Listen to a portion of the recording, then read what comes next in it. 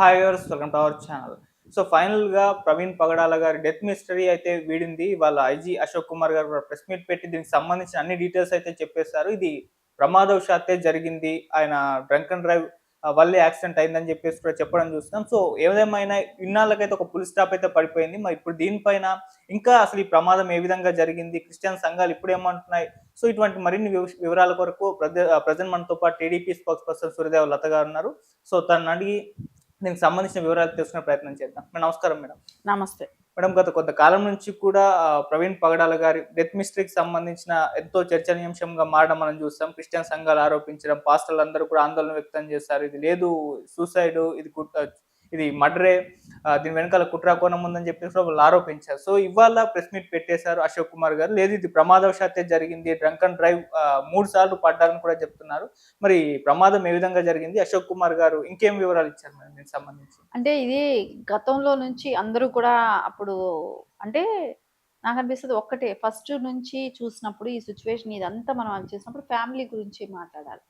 Family వాళ్ళు ఎప్పుడు కూడా ఇది హత్య చేశారు అనే మాట వాళ్ళు ఎప్పుడూ అనలేదు. వాళ్ళు చాలా అంటే చాలా వీళ్ళు ఎంతమంది ప్రోత్సహించినా, ఎంతమంది పార్టీలు వాళ్ళ మీద ఒత్తిడి తీసుకొచ్చినా, అంటే వైసీపీ లాంటి వాళ్ళు కొంతమంది పాస్టర్లని హయ్యర్ చేసుకొని వాళ్ళతో మాట్లాడిచ్చి, రెచ్చగొట్టే మాటలు మాట్లాడిచ్చి, ఆ ప్రాంగణం అంతా కూడా హత్య జరిగిద్దనేటట్టు వాళ్ళు కల్పితం వాళ్ళని సృష్టించి ఇన్ని చేసినా కూడా వాళ్ళ ఫ్యామిలీ ఎక్కడా కూడా ఓపెన్గా ఎక్కడ స్టేట్మెంట్లు ఇవ్వటం కానివ్వండి, ఇది హత్య చేశారు అనే మాట కానివ్వండి, వాళ్ళు ఎక్కడా అనలేదు. సరే, తర్వాత ఆ రోజు చెప్పలేదు, తర్వాత కూడా ఆవిడ ప్రెస్ మీట్ పెట్టి, ఈ ప్రెస్ మీట్ కాదు కానీ ఆవిడ ఒక వీడియో రిలీజ్ చేశారు. ఇది నాకు నమ్మకం ఉంది, పోలీస్ డిపార్ట్మెంట్ వాళ్ళ ఇన్వెస్టిగేషన్ కరెక్ట్గా జరుగుతుంది, సో అప్పటి వరకు ఎవరు ఏం మాట్లాడకండి అని వాళ్ళు చాలా హుందాగా వాళ్ళ సతీమణి చెప్పటం కూడా, జెసికా గారే అనుకుంటా, తను చెప్పటం కూడా జరిగింది. కానీ ఇప్పుడు ఏది ఎక్కడ ఏం జరిగినా ఫస్ట్ రియాక్ట్ అయ్యేది ఫ్యామిలీ. ఎందుకంటే అక్కడ ఫోన్పేలో గూగుల్ పేలో ఏదో ఒకటి చేసినప్పుడు ఫస్ట్ వాళ్ళకి స్టేట్మెంట్ అంటూ తెలుస్తుంది కదా, ఎక్కడెక్కడ స్టేట్మెంట్ ఏది, ఎక్కడెక్కడ ఎంతంత డ్రా చేశారు. సో పెట్రోల్ బంక్లోకి వెళ్ళినప్పుడు అక్కడ డ్రా చేయడమే కానివ్వండి, మద్యం షాపులకు వెళ్ళినప్పుడు కానివ్వండి, ఇవన్నీ కూడా పకడ్బందీగా ఉన్నాయి కదా. సరే, ఆయన ఒకవేళ హైదరాబాద్ నుంచి ఇన్సిడెంట్ జరిగిన చోటు వరకు కూడా ఎన్ని సీసీ ఫుటేజ్లు కలెక్ట్ చేశారు, ఎన్ని రోజుల దాని మీద వర్కౌట్ చేశారు. మనము ఇది హత్య అని ఒక అనుమానం వస్తున్నప్పుడు జనాల్లో అలాంటిది రేకెత్తించాలని చెప్పేసి వైసీపీ లాంటి ఆ పార్టీలో అంటే కొంతమంది పాస్టర్స్ వైసీపీ నాయకులుగానే బిహేవ్ చేశారు. సో వాళ్ళు మత కలహాలు సృష్టించాలని చెప్పి చేసిన ప్రయత్నానికి తొందరగా ఈ కేసుని పోలీసులు కూడా ఒక ఛాలెంజ్గా తీసుకొని, సో నిజాలేంటో ప్రజలకు తెలియచెప్పాలి, ఇది మత ఘర్షణల వరకు వెళ్ళిపోతే రేపు రాష్ట్రం అల్లకొల్లోలం అయిపోతుందని, సో వాళ్ళు ఎంత సీరియస్గా ఈ ఇష్యూని తీసుకొని వాళ్ళు పిన్ టు పిన్ వాళ్ళు మొత్తం విడమరిచి చెప్పడం జరిగింది. అంటే ఏ సిచ్యువేషన్లో ఎంతెంత టైంలో ఎక్కడెక్కడ ఉన్నాడు, ఎక్కడ పడిపోయారు, ఆయనతో మాట్లాడిన వాళ్ళు ఎవరు, ఆయన ఒక టీ తాగాలన్నా ఎవరైనా టీ షాప్లో వాళ్ళే కానివ్వండి, ప్రతి ఒక్కళ్ళని కూడా వాళ్ళు క్షుణ్ణంగా పరిశీలించి కానివ్వండి, వాళ్ళ ఎంక్వైరీ చేసి, సో మొత్తం రిపోర్ట్ తీసుకున్న తర్వాత ఐజీ గారు మాట్లాడటం జరిగింది. మీరు చూడండి, ఫస్ట్లో వాళ్ళు లిక్కర్ షాపులకి వెళ్ళి ఆయన తీసుకున్న దాన్ని కూడా ఏదైతే డిపార్ట్మెంటు ఆ ఫుటేజ్ చూపెట్టిందో దాన్ని కూడా వీళ్ళు ఇంకొక రకంగా మాఫింగ్ చేయటం మొదలుపెట్టారు. ఒక గెడ్డం ఉన్న వ్యక్తిని పెట్టడం, ఇవన్నీ కూడా ఎంత దారుణం అంటే, మీరు పైసల కోసం పాస్టర్లే దీనిలో. నేను పాస్టర్లు కూడా అందరినీ నేను తప్పని అనట్లేదు. కొంతమంది పాస్టర్స్ అప్పుడే కూడా వ్యతిరేకించారు. ఇది రిపోర్ట్ వచ్చే వరకు ఆగండి, ఇలా మాట్లాడటం కరెక్ట్ కాదని కొంతమంది అన్నారు. నేను అంటున్నా, దానిలో అందరినీ నేను తప్పు పట్టట్లే, కానీ ఎక్కువ శాతం నోటికి వచ్చినట్టు మాట్లాడారు. సో ఈరోజు ఏంటి పరిస్థితి? ఈరోజు క్లియర్ ఫుటేజ్లో ఆయన ఇంకా జూమ్ చేసి దగ్గరికి చూపెట్టారు. ఆయన ఫోటోని జూమ్ చేసి చాలా దగ్గరికి క్లియర్గా కనపడుతుంది. ఇంకోటి ఏంటంటే, ఆయన పడిపోయిన ప్లేస్ దగ్గర నుంచి ఆయన వెళ్ళిపోతున్నప్పుడు ఆయన వెనకాల అంబులెన్స్ కూడా ఉంది. సో అంబులెన్స్లో వెళ్ళమని చెప్పి వాళ్ళు రిక్వెస్ట్ చేశారు, మీరు ట్రీట్మెంట్ తీసుకోండి అని రిక్వెస్ట్ చేయటం, ఇది కూడా ఫుటేజ్ కూడా చూపిస్తున్నారు. ఆయన స్పెట్స్ ఇరిగిపోయింది కూడా లిక్కర్ షాప్‌లో మందు తీసుకుంటున్నప్పుడు చూపెట్టారు. హ్మ్. ఇన్ని ఎవిడెన్స్‌లు ఇంత పక్కా ఆధారాలు ప్రతి చోట ఆయన ఎక్కడెక్కడ, ఎప్పుడెప్పుడు, ఏ ఏ టైం, ఏ ఏ నిమిషాలు అక్కడ ఎక్కడ స్పెండ్ చేశాడనేది మొత్తం ఎవిడెన్స్ చెప్తున్నారు గదా! అంటే ఇది రాజకీయాల కోసం మత విద్వేషాలు రెచ్చగొట్టాలని కొంతమంది పాస్టర్సు జగన్మోహన్ రెడ్డి గారి ఆదేశాలు పాటించడంతో హ్మ్. ఇంత ఈ ఈ 15, 20 రోజులు ఇంత చర్చ నడిచిందా?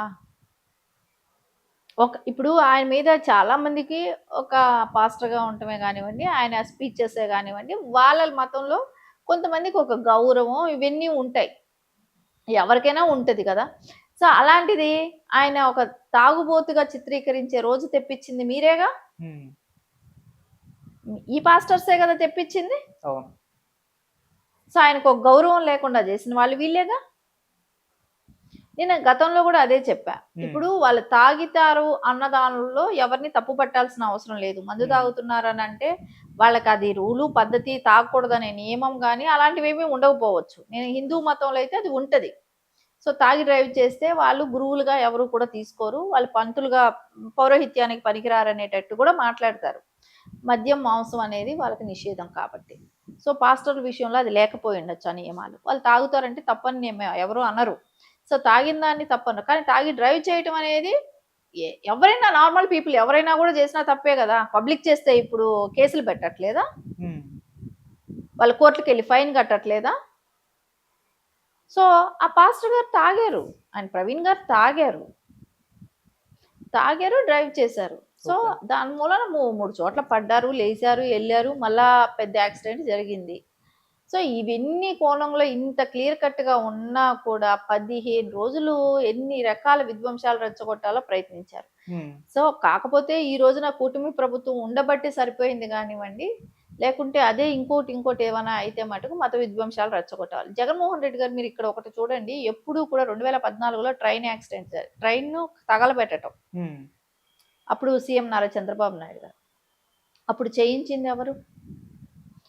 ఇదే జగన్మోహన్ రెడ్డి గారు అని టీమ్‌తో చేయించిందే కదా అది. ఓకే. సో, ఈ రోజు కూడా అలాంటిది ప్లాన్ చేయటం జరిగింది.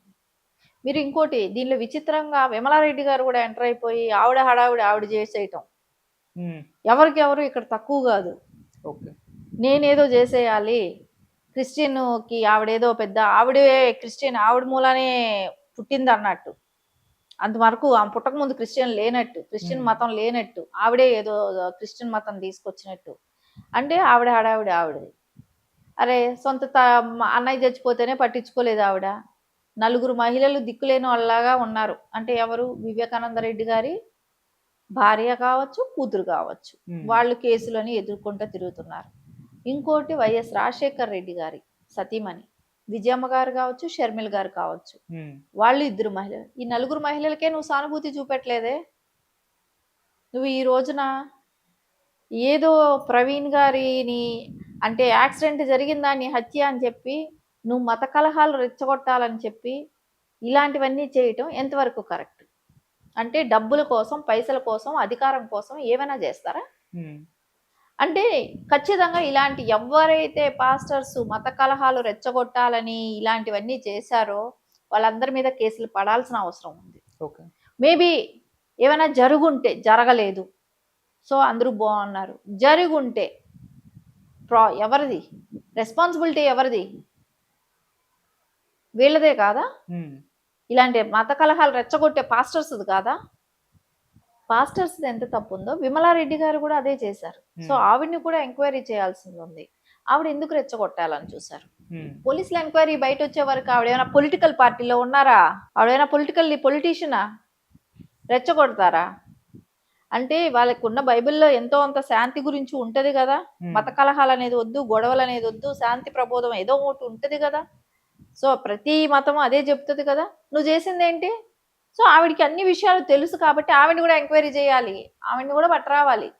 అప్పుడు గాని ఇట్లాంటి వాళ్ళు ఇంకొకసారి ఇట్లాంటి పరిస్థితులు క్రియేట్ చేయకుండా ఉంటారు. హ్మ్. ఖచ్చితంగా వీళ్ళందరి మీద కూడా యాక్షన్ తీసుకోవాల్సిన అవసరం కూడా ఉంది. ఓకే. మేడం ఇప్పుడు మామూలుగా అంతకుముందు క్రిస్టియన్ సంఘాలు, పాస్టర్లు ఆందోళన వ్యక్తం చేయడం మేము చూస్తాం. రిపోర్ట్ ఇట్లా వస్తే మేము తెలంగాణకెళ్ళి మిమ్మల్ని చేయించుకుంటామని చెప్పేసి ఇటువంటి ఛాలెంజ్ విసిరేస్తారు. వీళ్ళెంత గొడవ చేసినా కూడా పాస్టర్ ప్రవీణ్ గారి ఫ్యామిలీ వాళ్ళైతే రియాక్ట్ అవ్వాలి. అంటే వాళ్ళు ఏ విధంగా రియాక్ట్ అవుతారన్న దానిపైనే వీళ్ళ డిపెండెన్స్ అయితే ఉంటుంది. మరి వాళ్ళ వైఫ్ ఏ విధంగా రియాక్ట్ అయ్యే అవకాశం ఉంది?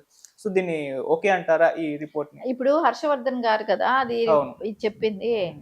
అది నిజంగా ఆయనకి విజ్ఞత కుదిరేయాలి. ఆయన రాజకీయంగా అన్ని సంవత్సరాలు ఉన్నారు. అలాంటి వ్యక్తి అలా మాట్లాడటం ఏంటో అసలు అర్థం కాలేదు. హ్మ్. ఆహ్, ఆయన అన్నది కూడా నవ్వొస్తుంది. ఏదైనా వెళ్తే సీబీఐకెళ్ళండి అని మాట్లాడతారు. హ్మ్. అంతేగాని ఇది ఏంటి పక్క రాష్ట్రంకెళ్ళి చేసుకోమంటం అనేదేంటి? అంటే కాంగ్రెస్ గవర్నమెంట్ పక్క రాష్ట్రంలో ఉంది కాబట్టి చేసుకుంటామంటారా? ఎక్కడైనా ఇదుందా? ఇప్పుడు స్టేట్ గవర్నమెంట్ న్యాయం జరగలేదంటే సెంట్రల్ గవర్నమెంట్‌ని అడుగుతారు ఎవరైనా. ఏ స్టేట్‌లో జరిగినా అదే జరుగుతది. అవును. ఇదెక్కడ ఇది? కొత్త రాజ్యాంగాన్ని సృష్టిస్తున్నారా ఈళ్ళు? హ్మ్. హ్మ్. వాళ్ళకి మతం మీద కన్నా రాజకీయంలో వాళ్ళు పట్టు సాధించుకోవాలి. వాళ్ళని ప్రజలు ఇప్పుడు హర్షవర్ధన్ గారు అనే వ్యక్తిని ఎవరు గుర్తుపెట్టుకునే పరిస్థితి లేదు. హ్మ్. ఆయన ఎప్పుడైతే కాంగ్రెస్ పార్టీ అయిపోయిందో, ఆ రోజున ఎప్పుడైతే రాష్ట్రాలు డివైడ్ అయినాయో, ఆయన రాజకీయ భవిష్యత్తు కూడా అయిపోయింది. అవును. సో, ఇప్పుడేమి ఆయన్ని గుర్తుపెట్టుకోవాల్సినంత అవసరం అయితే కూడా లేదు ఎక్కడ, ఏ పార్టీలో కూడా. సరే మతాన్ని తీసుకొచ్చారా అనంటే, మతాన్ని రెచ్చగొట్టడంలో ఆయన చేసింది చాలా పెద్ద మిస్టేక్ చేశారు. కేఏ పాల్ గారి విషయం తీసుకొస్తే ఆయన ఏం మాట్లాడతాడు, ఎప్పుడు ఏం మాట్లాడతాడు, ఏం చేస్తాడో కూడా ఎవరికీ తెలీదు. సరే ఆయన గురించి ఆయన ఎన్ని మాట్లాడినా, ఏం మాట్లాడినా ఎవడు పట్టించుకునే పరిస్థితి కూడా ఉండదు. కానీ ఇలాంటి రాజకీయ అనుభవం ఉన్న వాళ్ళు, హర్షవర్ధన్ గారు లాంటి వాళ్ళు ఇలా మాట్లాడటం అనేది కరెక్ట్ కాదు. వాళ్ళకి రాజకీయ అనుభవం ఉంది. ఆ రాష్ట్రాల్లో ప్రజలు ఎంత ఇట్లాంటి విధ్వంసాలు వచ్చినప్పుడు ఎంత నష్టపోతది రాష్ట్రం అనేది తెలిసిన వ్యక్తులు. అలాంటి వాళ్ళు కరెక్ట్ కాదు కదా! ఇలాంటి మాటలు మాట్లాడటం అనేది. సరే ఇప్పుడు ఎటొచ్చి ఏదన్నా ప్రవీణ్ గారి వైఫ్‌కి ఏంటి నిజం అనేది ఆవిడ ముందే గెస్ చేశారు. ఇప్పుడు కాదు. ఫ్రమ్ ద బిగినింగే ఆవిడకి అర్థమైపోయింది. ఇప్పుడు ఏ వైఫ్ అయినా కూడా ఎవ్వరైనా కూడా బండి మీద వెళ్ళొద్దనే చెప్తారు. హ్మ్. మేబీ చెప్పారేమో ఆవిడ. టూ వీలర్ మీద ఇంత లాంగ్ జర్నీ వద్దని. సో, ఆయనకున్న హ్యాబిట్స్ అన్నీ ఆవిడకి తెలిసేమో. హ్మ్. తెలిసుంటది గదా! ఇప్పుడు ఎవ్వరు ఏ భార్య కూడా నలుగురిలో వచ్చి ఆయన ఇట్లా చేశాడు, అలా చేశాడని చెప్పుకోరు. జనరల్‌గా మంచిగా ఉంటే కూడా చెప్పుకోరు. ఆయన బతికున్నా కూడా చెప్పుకోరు. చనిపోయినాక ఇంక అసలే చెప్పరు. అలాంటిది ఆవిడ చెప్పుకోవటానికి ఇష్టపడలేదు. ఎందుకు ఆవిడ ప్రైవసీని వీళ్ళు బయట లాగాలని చెప్పి ప్రయత్నిస్తారు. ఆవిడకి ఇష్టం ఉంటే ఆవిడ ఓపెన్‌గా చెప్తారు గదా! ఆవిడని ఇబ్బంది పెట్టడమే కదా ఇదంతా. వాళ్ళ పర్సనల్ లైఫ్‌ని బయట లాగాలని ప్రయత్నించారు. లాగారు, అల్లరి చేశారు. So, okay. అది ఆవిడ ఫీల్ అవుతా ఉండొచ్చు మేబీ. ఇక్కడంతా చూస్తుంటే ఎట్లా ఉందంటేనండి, ఎవడు స్వలాభం కోసం ఎవరినైనా ఎత్తి బయటేస్తారు వీళ్ళు. వైసీపీ వాళ్ళు.